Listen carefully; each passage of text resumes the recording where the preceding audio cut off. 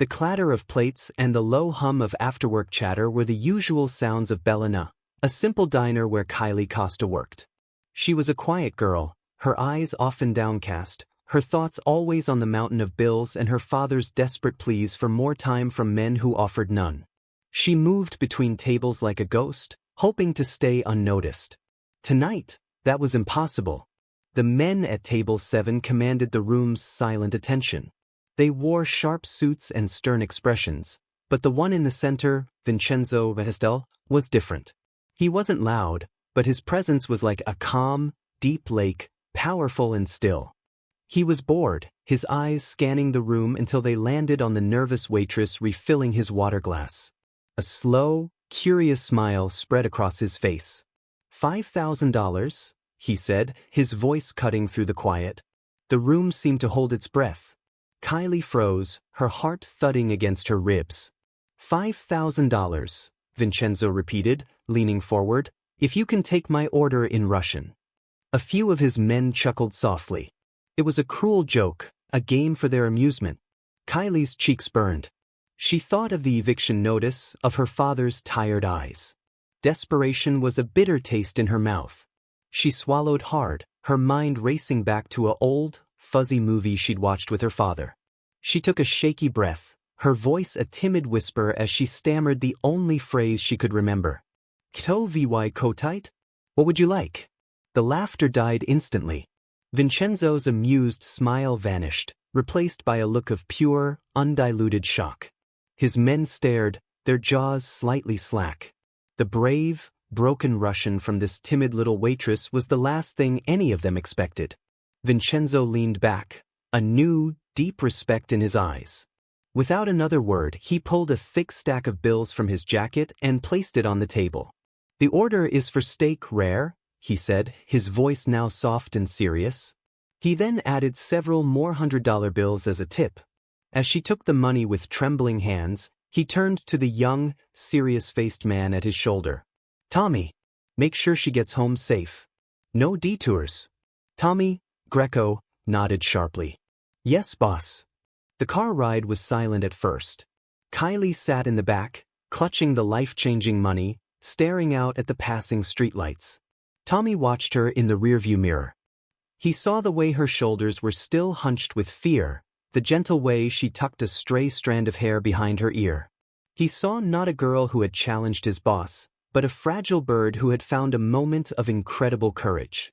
A strange, protective feeling swelled in his chest. He, who faced danger every day, felt nervous to speak. That was brave what you did back there, he finally said, his voice softer than usual. Kylie jumped slightly, meeting his eyes in the mirror for a second before looking down. I was just lucky, she whispered. No, Tommy said, his gaze lingering on her reflection. That wasn't luck. He wanted to say more, to tell her his name, to ask for hers, but the words stuck in his throat. He was just the bodyguard. He drove the rest of the way in a silence he now found frustrating, his mind replaying the sight of her brave, frightened eyes. Vincenzo couldn't get her out of his head. In his world of calculated threats and fake smiles, her genuine, desperate courage was a spark in the dark. A few days later, he found her leaving her small, run-down apartment building. Kylie, he said, stepping out of his car. She flinched, ready to run. He raised his hands peacefully. I'm not here to cause trouble. I have a job offer. He explained that his personal library, a vast room of books in his penthouse, was in a state of chaos. He needed someone organized and quiet to sort it. The pay he offered was more money than she or her father had seen in a year. Torn between fear and need, Kylie agreed. The next day, she stood in the center of the magnificent library, overwhelmed by the floor-to-ceiling shelves. She worked quietly, her small hands carefully sorting through leather-bound classics and modern thrillers. Vincenzo would sometimes watch her from the doorway, unseen. The frantic energy of his life seemed to calm in her presence. He started visiting the library himself, first just to ask if she needed anything, then to talk. He told her about the weight of always being in charge, the loneliness of a life where no one spoke their true mind. She, in turn, slowly began to share her fears, the shadow of debt, the constant anxiety that kept her awake at night. One afternoon he found her tracing the gold lettering on a book of poetry. "My mother loved this one," she said softly, not realizing he was there. Vincenzo didn't reply. He simply picked up the book and began to read the poem aloud, his deep voice giving life to the words. Kylie looked up, and in that moment, the wall between the powerful boss and the timid waitress crumbled. A gentle, sweet connection began to bloom, built on shared quiet moments and understood loneliness. And Tommy watched it all. Stationed by the door during her shifts, he was a silent witness to their growing closeness. He saw the way Vincenzo's stern face softened when he spoke to her. He saw the faint, rare smiles that now touched Kylie's lips. A cold, sharp knot of jealousy tightened in his stomach. He was the one who had driven her home. He was the one who had seen her vulnerability first. He should be the one making her smile, not the boss. He was just the shadow in the room, and the thought filled him with a bitter rage. After 2 weeks, Vincenzo asked her on a real date. Somewhere bright and loud and normal, he promised. He took her to a bustling jazz club, a world away from his dark dealings. He made her laugh with silly stories from his childhood, carefully editing out the violence. For a few hours, Kylie wasn't a waitress from a poor family, and Vincenzo wasn't a mafia boss. They were just a man and a woman, their hands brushing, then finally linking together under the table. From the driver's seat of a car parked across the street, Tommy watched. He saw the easy way they talked, the way Vincenzo leaned in to hear her, the way Kylie's face lit up with a joy he had never seen. But when he saw Vincenzo's hand gently take hers, something inside Tommy snapped. The sight was a physical pain. It wasn't right. The boss had everything: power, money, respect. And now he was taking the one good, pure thing Tommy had ever wanted for himself. He was supposed to be their protector, their silent guardian. But that night, driven by a jealous fire he could no longer control, he became the opposite. Using a cheap, untraceable phone, he sent a single, anonymous text to a number belonging to a small-time, ambitious rival crew led by a man named Enzo, the Viper, Marino. Castell's warehouse on 4th and Harbor. "Security is light tonight. Big shipment inside." He sent it, then threw the phone into the river, his heart pounding not with fear, but with a twisted sense of hope. The ensuing chaos would demand Vincenzo's full attention. It would pull him back into his dark world, away from Kylie. And in the confusion, Tommy thought, maybe she would finally see the man who was always, faithfully, in the background. Maybe she would finally see him. The phone call came in the dead of night, shattering the peace Vincenzo had just begun to cherish. He was in his study, smiling at a text from Kylie about a book she'd found, when the frantic voice of his warehouse manager filled his ear. "Boss, they hit us." It was Marino's crew. Vincenzo's smile vanished, replaced by the cold, hard mask of the man he used to be. The warehouse on 4th and Harbor was a key hub, and the attack was a bold, stupid move from a rival he considered a minor nuisance. He had to go. Immediately. He called Kylie, his voice tight with an apology he couldn't fully explain. "Something's come up. Business. I'm so sorry." On the other end, Kylie's heart sank. She heard the change in his voice, the return of the intimidating boss. "I understand," she whispered, but the dial tone was already humming in her ear. The warmth from their perfect date evaporated, leaving a cold dread in its place. The next morning, Tommy arrived at her apartment under the guise of a routine check-in. He found her curled on her sofa, looking small and lost, the hopeful glow from the night before completely gone. "He left so quickly," she said, her voice fragile. "He just changed back into someone else." Tommy sat opposite her, his face a mask of fake concern. "That's the life, Kylie," he said, his voice dripping with false sympathy. "The business will always come first. It's a demanding mistress. It doesn't leave room for distractions." He let the word hang in the air, poisonous and sharp. "He lives in a world of emergencies. You'll always be waiting for a call that doesn't come." He leaned forward, positioning himself as the stable, understanding alternative. "I'm not like that. What you see is what you get. I'm just a man who cares." He looked at her with what he hoped were soulful eyes. But instead of nodding in agreement, Kylie's chin lifted. A spark of defiance lit her timid eyes.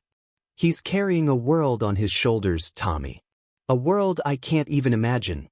He didn't abandon me, he's protecting what's his. That includes me.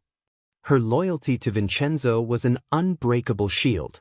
I understand his responsibilities.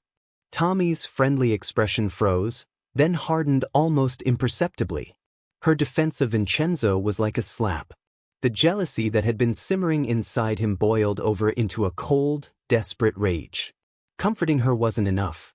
Distracting Vincenzo wasn't enough. He needed to remove Vincenzo from the picture for good. Driven by a twisted love that had curdled into obsession, Tommy sought a permanent solution. He arranged a secret meeting with Enzo, the Viper, Marino, the very man whose crew had attacked the warehouse. They met in a grimy auto body shop, the air thick with the smell of grease and danger. I have the route, the time, and the security details for Castell's cash shipment next Tuesday, Tommy stated, his voice cold and flat. The biggest one of the year. Enzo, a wiry man with snake-like eyes, circled him. And what does a loyal dog like you want in return for biting his master? 2 things, Tommy said, meeting his gaze without flinching. First, Vincenzo Castell must die in the ambush. No prisoners, no negotiations. And the second? Enzo pressed, a cruel smile playing on his lips. The girl who is sometimes with him. Kylie. She is not to be harmed. You will bring her to me. She will be mine. Enzo let out a low, nasty chuckle. So that's it. A puppy love coup. Fine. You give me Castell's empire, and I'll give you his leftover scraps. We have a deal.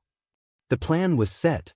Tommy provided every detail, sealing Vincenzo's fate and orchestrating his own twisted fantasy of a future where he would be Kylie's grieving hero. A few days later, wanting to surprise Vincenzo after his stressful week, Kylie decided to bring lunch to his private office.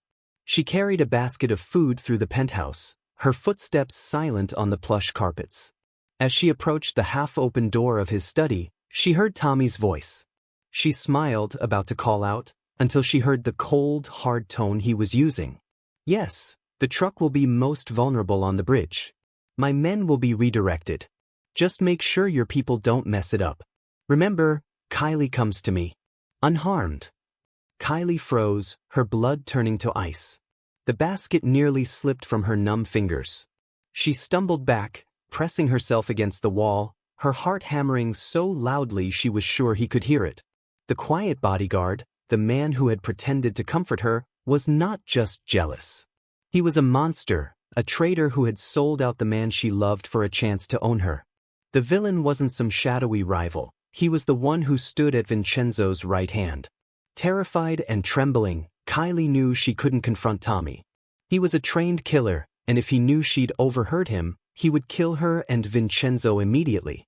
She had to warn Vincenzo without Tommy finding out. But how? Tommy was always nearby, watching. Then she remembered the library. One afternoon, while sorting a stack of spy novels, she and Vincenzo had laughed about the silly ways characters left secret messages. A book code would be easiest, Vincenzo had joked, pulling a thick, red leather-bound history book from the shelf. If you ever need to warn me about something, just leave this one on my desk. I'll know it means danger. It had been a game, a moment of playful silliness. Now it was her only hope. Her hands shaking, she walked into the library, trying to appear normal. She went straight to the history section, her eyes scanning the spines until she found the distinct red leather. She pulled it out, the weight of it feeling like the weight of their lives. With a deep breath, she walked calmly into Vincenzo's empty study and placed the book squarely in the center of his large, polished desk. It looked innocent, just a book left out. But to her, it screamed of betrayal. Minutes later, Vincenzo strode into his study, his mind already on the upcoming cash shipment. His eyes fell immediately on the red book sitting starkly on his clean desk. He stopped dead. The playful joke, a secret shared only with Kylie, flashed in his mind with terrifying clarity. Danger. His head snapped up, his gaze sweeping the room, his mind racing. The only danger close enough to warrant this warning was inside his own house. The leak about the warehouse, it hadn't been a lucky guess from Marino. It had been an inside job. The betrayal was from within his inner circle. He called his most trusted remaining men into the study, his voice dangerously calm. Tommy entered with the others, his face a mask of innocent alertness. Vincenzo picked up the red book, his eyes locking onto Tommy. "Someone in this room," he said, his voice low and icy, "has been talking to Enzo Marino. Someone has betrayed us." The room tensed. Accusations flew between the other men. But Tommy just stood there, a slow, strange smile spreading across his face as he looked from the book to Vincenzo's furious eyes. He understood. Kylie had figured it out. "No more lies," Vincenzo growled, stepping closer to him. "Was it you?" Tommy didn't deny it. He didn't try to run. Instead, he puffed out his chest, his eyes blazing with a mad pride. "It was me," he yelled, his voice echoing in the tense room. "I did it all for her. For Kylie. You have everything, and you took the one thing I wanted. You didn't deserve her. I loved her first. I deserved her." The confession hung in the air, not one of shame, but of twisted, jealous triumph. The villain had been hiding in plain sight all along, and his motive was a love that had festered into a deadly poison. The confession was a starting pistol. No sooner had Tommy's shouted words faded than the penthouse was breached. Enzo, the Viper, Marino and his crew, following the timeline Tommy had given them, stormed in, expecting a simple ambush. Instead, they walked into a war zone. Vincenzo's loyal men, now aware of the traitor in their midst, fought with furious loyalty. The study became a chaos of shouting men, crashing furniture, and the sickening thud of fists. Through the fray, Tommy's eyes were locked on one target, Kylie. He fought his way toward her, his face a mask of desperate obsession. "Kylie, come with me. I'll keep you safe," he yelled, reaching for her arm. But the timid waitress was gone. In her place was a woman forged in fire. As his hand closed around her wrist, Kylie didn't flinch. Her eyes darted to the heavy brass bookend on the desk, the very one she had dusted just days before. With a cry that was part fear and part fury, she swung it with all her might. It connected with Tommy's shoulder with a solid crunch. He roared in pain and surprise, his grip loosening for just a second. It was all the opening Vincenzo needed. He moved like a storm, disarming the man in front of him and closing the distance to Tommy. Their fight was short and brutal, a clash of former brothers now turned mortal enemies. Vincenzo disarmed Tommy, pinning him to the ground as his men subdued the rest of Marino's crew. Breathing heavily, Vincenzo looked from the betrayed, hate-filled face of Tommy to the smirking, captured Enzo Marino. A dark, clever idea sparked in his eyes. He pulled Tommy to his feet and shoved him toward Marino. "Your deal was for you to kill me and give him the girl," Vincenzo said to Marino, his voice cold and clear. "He gave you a bad tip. He failed. He breached your contract." He looked at Tommy with a final, dismissive glare. "I'm not going to kill you. I'm giving you to the man you betrayed me for. Let him decide what a traitor is worth." The color drained from Tommy's face. Enzo Marino's smirk widened into a vicious, predatory grin. This was a fate far worse than a quick death. As Marino's men dragged a screaming, struggling Tommy away, Vincenzo knew the traitor would never be seen again. In the quiet aftermath, with the penthouse secured, the adrenaline faded and Kylie began to shake. Vincenzo found her in the library, hugging herself, staring at the spot where she had struck Tommy. "I was so scared," she whispered as he wrapped his arms around her. "I know, amore mio," he murmured into her hair. "But I was more scared of losing you," she said, pulling back to look at him, her eyes now clear and certain. "The danger was real, but a life without you would be empty. This life, your world, it's too dark. I love you, but I can't live in the shadows." Vincenzo cupped her face. "We won't. The decision was easy. This ends now. All of it." They began to pack, planning to leave the city and the life of crime behind forever. As Kylie was carefully wrapping a vase, she found a small, flat package tucked behind it in a closet. She unwrapped it. There, in a simple, elegant frame, was the very first $5,000 bill Vincenzo had ever given her. Taped to the back was a small note in his handwriting, "The day my luck changed." 1 year later, the salty breeze from the ocean drifted through the open doors of The Lucky Page, a cozy bookstore in a sun-drenched coastal town. Vincenzo, looking more relaxed than he ever had in a suit, was stacking new arrivals. Kylie, her face glowing with a confident, easy smile, was at the counter helping a customer. Her father, healthy and debt-free, lived in a small cottage just down the street. Their forever was peaceful, happy, and complete. A young, flustered couple entered, their voices tense. "I told you we can't afford it right now," the young man hissed. "It was just one book," the woman replied, her voice thick with disappointment. Vincenzo and Kylie shared a look across the shop, a silent, understanding conversation that passed between them in an instant. They saw their old selves in the couple's struggle. After the couple left, bickering softly, Vincenzo noticed a worn leather wallet on the floor. He picked it up and handed it to Kylie. Without a word, she opened it. Inside was a faded photo and a few crumpled bills. She looked at the framed $5,000 bill they kept behind the counter, the symbol of their own desperate beginning. She smiled, then carefully slipped the framed bill into the wallet. On a piece of their shop stationery, she wrote 4 words, "A lucky start. Pay it forward one day." She handed the wallet to Vincenzo, who slipped out the door and returned it to the grateful, shocked couple. They watched from the doorway as the couple opened it, their anger turning to stunned, joyful disbelief. Their story, which began with a risky bet in a dangerous world, had ended with a quiet gift in a place filled with light. The $5,000 had come full circle, and their love story was now a quiet legend, ready to begin again for someone else. And that, dear reader, is the story of how a lucky guess forged a forever. Did their ending bring you closure? Were you on the edge of your seat when Kylie fought back? We want to hear from you. Let us know in the comments where you're watching from and what your favorite moment was. Did you predict Tommy's betrayal, or were you completely shocked? Subscribe for more dramatic, twist-filled romance stories that will keep you guessing until the very last word. Your support helps us bring these tales to life. Thank you for watching.